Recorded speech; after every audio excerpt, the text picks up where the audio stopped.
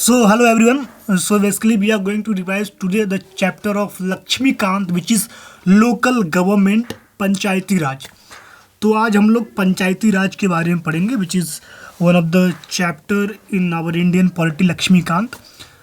So it is a local government which used to run in the local areas for the development and for government purposes. Panchayati Raj. It is interested with the rural development. It was constitutionalized through the 73rd Constitutional Amendment Act of 1992. So basically it is constitutionalized by 73rd Constitutional Amendment Act of 1992. मतलब 73rd Constitutional Amendment के द्वारा इसको लाया गया main stream में in the constitution Panchayati Raj which is for the local government, जो कि एक तरह से लोकल गवर्नमेंट जैसे गांव में या फिर बहुत ही निचले स्तर वाले एरिया पे इस तरह का गवर्नमेंट फॉर्म होता है. So basically what is panchayati raj? Local self government based explain exercise in democratic decentralisation. So basically it is what it is a local government and it is work in a local place like गाँव में और जो भी एकदम rural area है वहाँ पे इसका यूज होता है पंचायती राज का. Okay, for the democratic decentralization. So what is the fundamental objective of a Panchayati Raj? People's participation in the development and democratic decentralization. So basically पंचायती राज का जो ऑब्जेक्टिव है, मतलब जो उसका मेन मकसद है, basically it is for the so that participation in the development of a democratic decentralisation, ताकि लोग इसमें पार्टिसिपेट करें और अपने गांव अपने जगह का विकास करें because of that. So now will going to discuss about how it evolve, how it come in the mainstream, कैसे इवॉल्व हुआ, पंचायती राज आया कैसे. Now will discuss about that evolution of a Panchayati raj. So the first committee which recommend about panchayati raj that is Balwant Rai Mehta committee. Balwant Rai Mehta committee in January 1957 recommended 3-tier Panchayati Raj system. So basically it's recommended 3-tier Panchayati Raj system. Okay. Second one is Ashok Mehta committee in December 1977 recommended 2-tier Panchayati Raj. So basically what is difference between Balwant Rai Mehta committee and Ashok Mehta committee? So Balwant Rai Mehta committee basically it's recommended 3-tier Panchayati Raj system और Ashok Mehta committee जो था that recommended 2-tier Panchayati Raj system. Okay. And third one is GVK Rao committee recommended 2-tier Panchayati Raj and Dantwala committee block level planning. Okay. So the Dantwala planning committee basically committee, sorry for the pronunciation, the Dantwala committee is basically for the block level development. It's basically deal with the block level of block level development or block level planning. Okay. And the fifth one is Hanumanta Rao committee. Hanumanta Rao committee basically discuss about the district planning. It is basically about the whole district. Okay. पूरे जिला के बारे में क्या कहाँ पे कैसी planning करनी है, कैसा डेवलपमेंट करना है. Basically it's about entire district. And the Dantwala committee it is basically about the block level planning. Now sixth one is LM Singhvi committee. It's a revitalization of Panchayati Raj. It is a revitalization of a Panchayati राज, मतलब पंचायती राज का थोड़ा और अच्छा version और उसको थोड़ा improve करके बनाया गया था. And the seventh one is Thungon committee recommended 3-tier पंचायती राज. तो फिर जो Thungon committee that is also recommended as earlier all those committee. It also recommended 3-tier of a Panchayati Raj system. And the last one is a Gadgil. I don't know how to pronounce it, but it is like Gadgil. Gadgil committee recommended 3-tier Panchayati Raj system. Okay. So now we will discuss about how it evolved, how it's come in the mainstream, how it evolved in the constitution.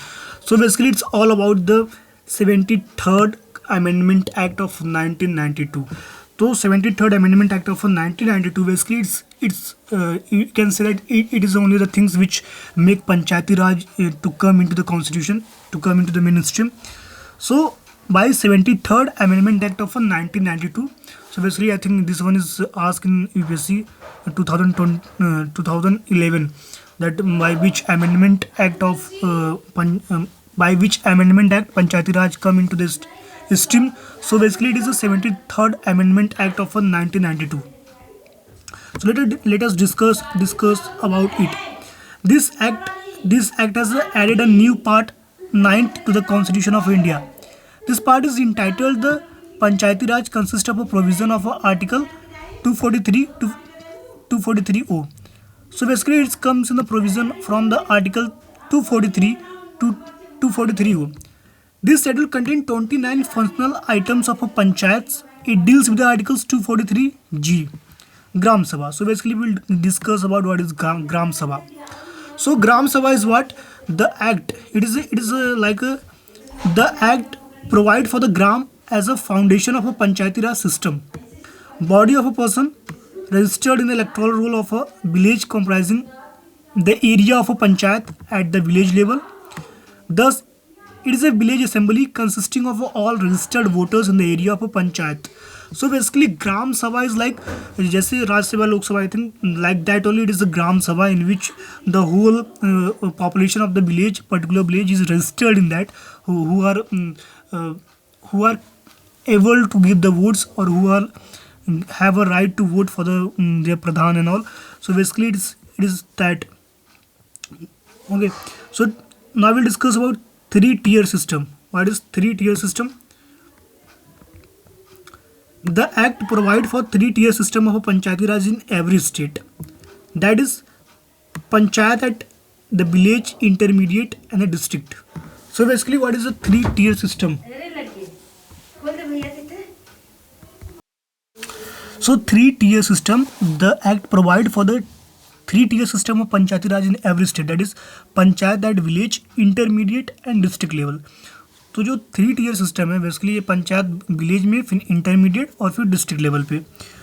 Elections of members and chairman. Now will discuss about how elections of members and chairman occur.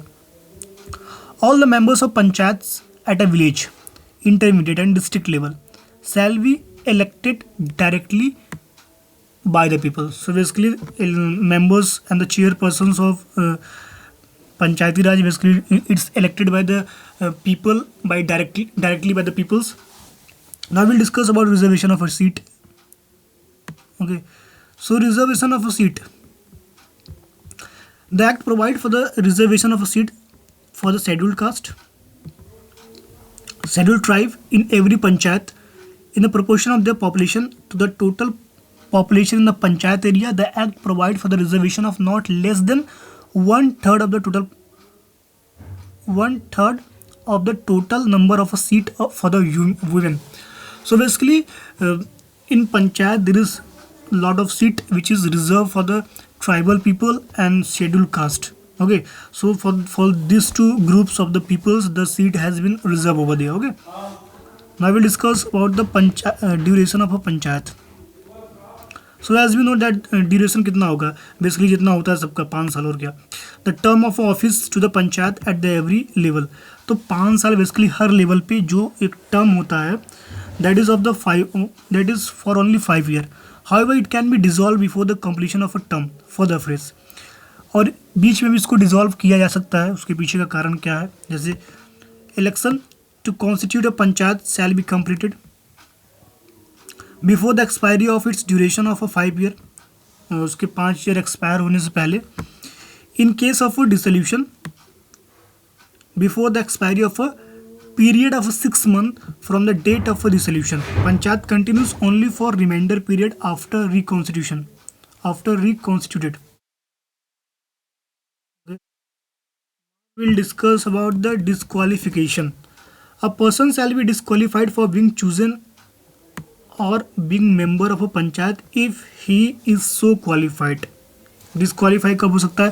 Under any law for the time being in a force for the purpose of election to the legislature of the state concerned. कोई ऐसा अगर law बन गया जिसके अंतर्गत तो व्यक्ति नहीं आ पा रहा, so basically he is going to be disqualified. Under any law made by the state legislature. No person shall shall be disqualified on the ground that he is less than 25 year of age if he has attained the age of a 20 year। तो किसी भी आदमी को जो कि 25 साल का है, अगर 21 से अबव है तो उसको डिस्क्वालीफाई नहीं किया जा सकता। मतलब जब भी कोई इसमें आना चाहता है पंचायती राज में या चेयरमैन या जो भी बनना चाहता है, so basically he is of 21 year or more than 21 year, then he is eligible and he is not going to be disqualified for that seat। State Election Commission, the superintendent's directions and control of the preparation, electoral rules and the conduct of all elections to the panchayat shall be vested in the State Election Commission। It consists of a state election commissioner appointed by the governor। So basically जो state election commission होता है वही जो कि इसका जो appointed by the governor. So it consist of state election होते हैं इसमें। स्टेट इलेक्शन कमिश्नर जो कि गवर्नर के द्वारा उनको अपॉइंट किया जाता है। His condition of a service and tenure of office shell also be determined by the governor. तो उनका जो भी टेन्यूर होता है और जो भी सर्विस का समय होता है basically it is also determined by the governor. Removal on the grounds removal of a high court जज, और इनको रिमूव किया जा सकता है किसके द्वारा? हाई कोर्ट के जज के द्वारा। State finance commission, I will discuss about state finance commission. The governor of a state shall after every 5 year constitute a finance commission to review the financial position of the panchayat. हर 5 साल पे जो governor होता है वो एक finance commission को बनाता है जो कि पंचायत के फाइनेंशियल पोजीशन को निर्धारित करता है, फाइनेंशियल पोजीशन को देखता है, उसके बारे में उसको रिव्यू करता है। ठीक है, स्टेट फाइनेंस कमीशन बनता है जो कि गवर्नर द्वारा बनाया जाता है और ये पंचायत के फाइनेंशियल पोजीशन को देख रेख करता है। Governor is a principal for determining the taxes and duties which may be appropriated at panchayat. तो गवर्नर के पास ये पावर होता है कि देख सके कितना टैक्स और कितना ड्यूटीज पंचायत में लग रहा है या हो रहा है। कंपल्सरी प्रोविज़न, अब क्या क्या कंपल्सरी प्रोविज़न है of 73rd amendment act of 1992, let us see about it. Organization of a Gram Sabha in a village और द ग्रुप ऑफ विलेज, हर विलेज में हर गांव में एक ग्राम सभा होना चाहिए।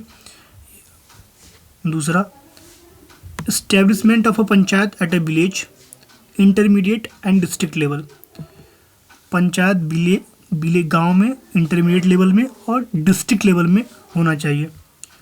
Direct election to all the seat in the panchayat at a village, intermediate and district level, जो इलेक्शन होना है वो डायरेक्ट होना चाहिए पंचायत के लिए, चाहे वो स्टेट में हो चाहे वो डिस्ट्रिक्ट लेवल पे हो या इंटरमीडिएट या फिर विलेज लेवल पे, उसका जो इलेक्शन होगा basically it is a direct election. Indirect elections to the post of a chairman of a panchayat at the intermediate and district level, indirect election to the post of a chairman of the panchayat at the intermediate and district level, voting rights of a chairman and other members of panchayat elected directly or indirectly, year 21 year to be minimum age for the contesting election to the panchayat। so basically जो chairman है उनका जो as होना चाहिए 21 से ज़्यादा होना चाहिए या 21 होना चाहिए, लेकिन 21 से कम नहीं, अदरवाइज ही और सी में भी disqualify. Reservation of a seat for the SC and ST in a panchayat at all 3 level. All 3 level there is a seat which is reserved for the SC and ST. Okay, हर पंचायत में कुछ सीटें होंगी जो कि reserve होंगी बस schedule caste के लिए और शेड्यूल ट्राइब के लिए। Reservation of 1/3 of a seat, reservation of 1/3 of a seat for the women in a panchayat at the 3 level, और तीनों लेवल पे महिलाओं के लिए भी कुछ सीटें 1/3 ऑफ द सीट जो होगी महिलाओं के लिए वो भी क्या होगा, that is also I think 1/3 is 33% I think. So 33% जो सीट है वो वुमेन महिलाओं के लिए आरक्षित रहेंगी या रिजर्व रहेंगी। टेन्यूर 5 साल का रहेगा एट ऑल लेवल। ठीक है, fresh elections with in 6 month in the event of supervision of the panchayat. जो फ्रेश इलेक्शन होगा बीच में वो 6 महीना के अंदर ही हो जाना चाहिए। और वैसे टेन्योर इसका कितना होता है, 5 साल के लिए। Establishment of election state election commission for conducting election to the panchayat में इलेक्शन करवाने के लिए एक स्टेट इलेक्शन कमीशन को बनाया गया। Constitution of a state finance commission after every 5 year to review financial position of the panchayat. और क्या किया गया, कॉन्स्टिट्यूशन के द्वारा एक finance commission, state finance commission को बनाया गया, जो कि हर 5 साल पे देखेगा कि फाइनेंशियल पोजीशन क्या है हर पंचायत का। सो basically it looks after the financial position of each and every panchayats. Now we'll discuss about few acts which is given in it. So the first act is PESA Act. Okay, PESA Act of 1996, Extension Act. इसको PESA Act को क्या बोला जाता है, Extension Act also. So basically this is a question which is asked in UPSC 2013 and 2012. PESA Act of 1996, which is also known as a Extension Act. Okay, so what is it? Let us know it. The provision of a part 9th of the Constitution relating to the panchayats are not applicable to the 5th schedule area. तो पंचायत का जो भी provision बनाया गया है basically हर जगह applicable होगा, but it is not applicable to the 5th schedule area. जो भी जगह 5th शेड्यूल के अंतर्गत आती है वहाँ पे पंचायत का प्रोविज़न कोई भी लागू नहीं होगा। Okay, got it. जो भी एरिया 5th शेड्यूल के अंदर आता है वहाँ पे पंचायत का कोई भी प्रोविज़न फॉलो नहीं होगा। Okay, however the parliament may extend this provision to such area subject to such acceptation and modification as it may specify. Under this provision, the Parliament has enacted provision of the Panchayat Extension to the Schedule Area Act 1996, known as the PESA Act or Extension Act.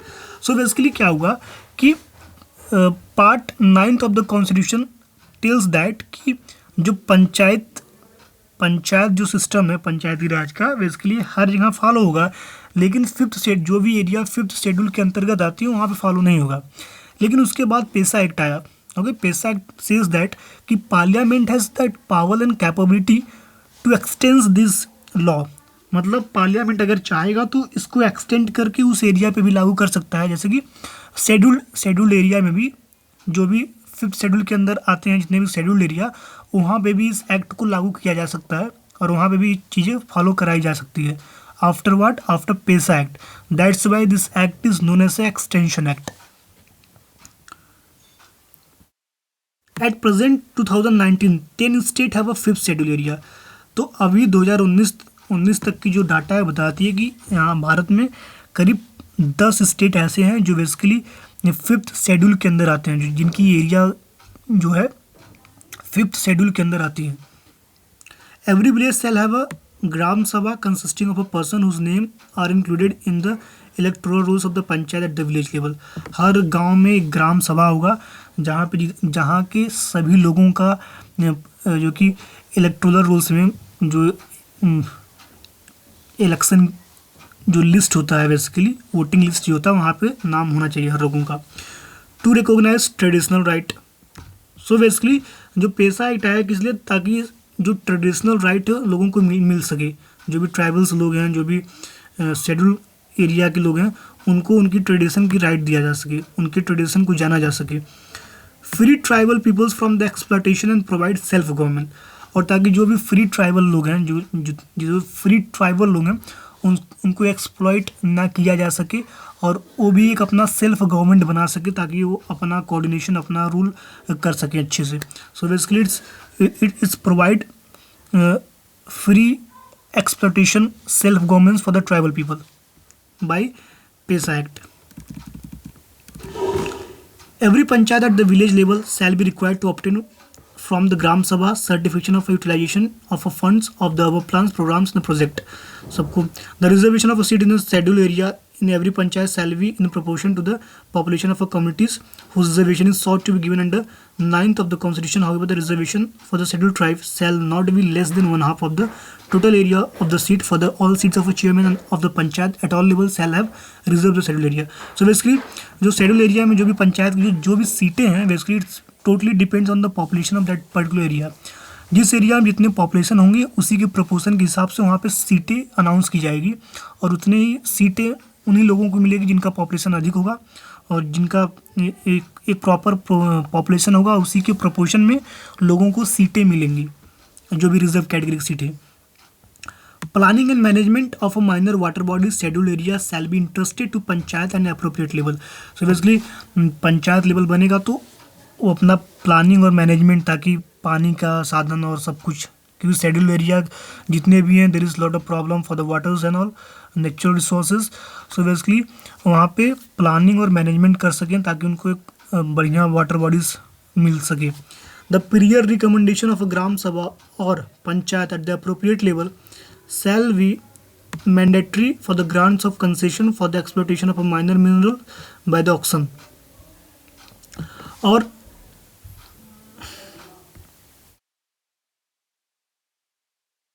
क्या है पैसा act क्या करेगा कि जितने भी tribal area हैं क्योंकि ट्राइबल लोग के पास मिनरल एंड ऑल बहुत ज़्यादा होता है तो उनको एक जो कि पावर देता है कि उनके नेचुरल रिसोर्सेज को ज़्यादा एक्सप्लॉइट ना किया जा सके और जो भी ऑक्शन लगाया जाए वो उनसे पूछ के और उनमें उनकी भलाई देखते हुए. So basically this is a chapter of a Panchayati Raj which we have revise today by the short notes of a M. Lakshmikant. Thank you.